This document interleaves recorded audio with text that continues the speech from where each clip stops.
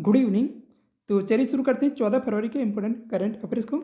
आज का पहला सवाल है, 14 फरवरी 2024 को यूएई की राजधानी दुबई में देश के पहले हिंदू मंदिर का उद्घाटन किसने किया है?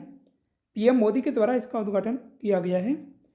2014 में प्रधानमंत्री बनने के बाद पीएम मोदी का ये 7वां दौरा था यूएई के लिए।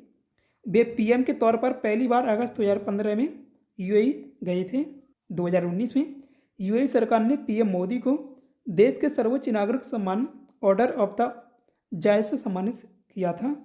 देखिए, संयुक्त अरब अमीरात यानी यूएई, यह है मैप में सऊदी अरब के बगल में है और ओमान के ऊपर। संयुक्त अरब अमीरात की राजधानी है अबू धाबी।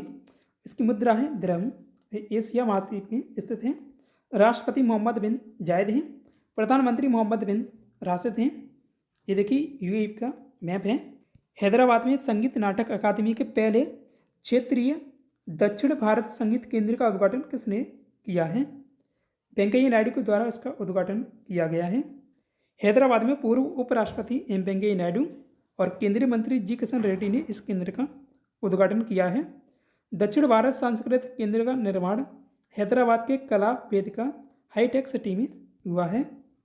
तेलंगाना ये रहा मैप में। इसकी राजधानी हैदराबाद है और तेलंगाना के मुख्यमंत्री रेवंत रेड्डी हैं। राज्यपाल तमिलिसाई सौंदरराजन हैं। भारत की पहली कंपनी कौन बनी है जिसका मार्केट कैप 20 लाख करोड़ रुपए के पार पहुंच गया है? इसका आंसर होगा रिलायंस इंडस्ट्रीज। अभी हाल ही में जारी ब्रांड गार्जियन इंडेक्स 2024 में रिलायंस इंडस्ट्रीज के चेयरमैन मुकेश अंबानी को दूसरा स्थान मिला था और इस इंडेक्स में मुकेश अंबानी भारत में पहले स्थान पर हैं।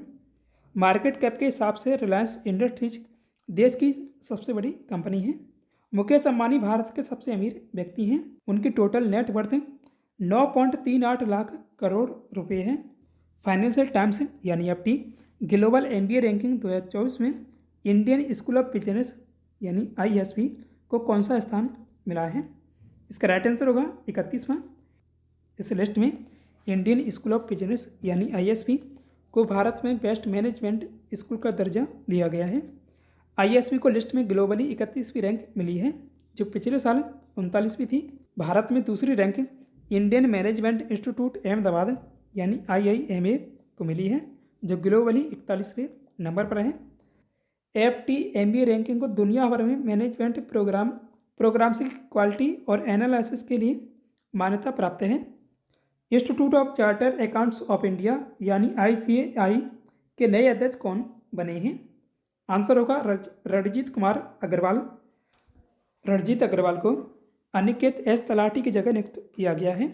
रणजीत अग्रवाल आईसीएआई के 72वें अध्यक्ष बने हैं। वह साल 2023-24 में आईसीएआई के उपाध्यक्ष पद पर कार्यरत थे। रणजीत आईसीएआई के Indian institute of insolvency professionals के बोर्ड के डायरेक्टर भी हैं। आईसीएआई भारत सरकार के कॉर्पोरेट मामलों के मंत्रालय के स्वामित्व में दुनिया का दूसरा और भारत का सबसे बड़ा पेशेवर लेखा निकाय है। सिंधु गणपति को किस भारतीय रेलवे जोन ने पहली ट्रांसवुमेन टीटी के रूप में नियुक्त किया है? दक्षिण रेलवे नियुक्त की गई हैं। आंसर होगा option number D. Sindhu Ganpati को तमिलनाडु के डिंडीगुल रेलवे स्टेशन पर टीटी के रूप में नियुक्त किया गया है। तमिलनाडु के नारकोल की रहने वाली सिंधु गणपति 2003 से दक्षिण रेलवे में शामिल हुई थी और केरल के त्रिवेंद्रम डिवीजन के तहत एर्नाकुलम में काम किया है और अभी भी तमिलनाडु में है। विज्ञान में महिलाओं और लड़कियों के लिए अंतर्राष्ट्रीय दिवस के मौके पर स्वाति पोर्टल किसके द्वारा लॉन्च किया गया है? इसका आंसर होगा अजय कुमार सूद। विज्ञान के क्षेत्र में महिलाओं को प्रोत्साहित करने के लिए स्वाति पोर्टल को 11 फरवरी 2024 को लॉन्च किया गया है। केंद्र सरकार के प्रधान वैज्ञानिक सलाहकार हैं प्रोफेसर अजय कुमार सूद। रेलवे सुरक्षा बल यानी आरपीएफ की 67वीं पुलिस ड्यूटी मीट 2024 कहाँ शुरू हुई है? ये शुरू हुई है लखनऊ उत्तर प्रदेश में। यह कार्यक्रम 12 से 16 फरवरी 2024 तक चलेगा। इसका उद्घाटन केंद्रीय रेल संचार इलेक्ट्रॉनिक्स और सूचना प्रौद्योगिकी मंत्री अश्विनी वैष्णव ने किया है। आरपीएफ के महानिदेशक मनोज यादव हैं। आरपीएफ की स्थापना हुई थी 1882 में। इसका मुख्यालय नई दिल्ली में है। 2004 से आरपीएफ को रेलवे यात्री क्षेत्र और रेलवे यात्रियों की सुरक्षा की जिम्मेदारी सौंपी गई थी। रेलवे ने अपने सुरक्षा बल यानी आरपीएफ रेलवे सुरक्षा बल का नाम बदलकर भारतीय रेलवे सुरक्षा बल कर दिया था। ये शायद 2019 में किया गया था। 2019 के लास्ट में ऊषा किरण खान का निधन हुआ। वे किस क्षेत्र से संबंध रखती थी? इसका राइट आंसर होगा लेखिका थी वे। ऊषा किरण खान हिंदी और मैथिली की प्रख्यात लेखिका, पद्मश्री विजेता और प्रोफेसर थी। ऊषा किरण खान बिहार के दरभंगा जिले की रहने वाली थी। ऊषा किरण खान को 2015 में पद्मश्री पुरस्कार से सम्मानित किया गया था। तो ये पद्मश्री याद रखिएगा 2015 में इन्हें मिला था। उन्हें बिहार राष्ट्रभाषा परिषद से हिंदी सम्मान, राजभाषा विभाग से महादेवी वर्मा सम्मान, दिनकर राष्ट्रीय सम्मान, साहित्य अकादमी पुरस्कार समेत कई पुरस्कार मिल चुके हैं। विश्व यूनानी दिवस कब मनाया जाता है? ये दिवस मनाया जाता है 11 फरवरी को।